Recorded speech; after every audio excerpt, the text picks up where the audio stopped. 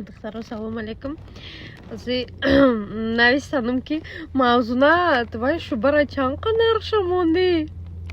بعد راستی چقدر گم باری من نیستی باری ادگونمه و ما همی شوبر گرفتم. ما همی شوبر گرفتم و ما گفتم که همین قنار شموندم. میگه هی دیونه میگه ما تو قنار دادم تو فهمیدی؟ گفتم بخدا من خیال کردم. گفتم من خیال کردم که تا همین نرخی چی داده همین نرخی که میساده بولاش با سوممونی میفروشه.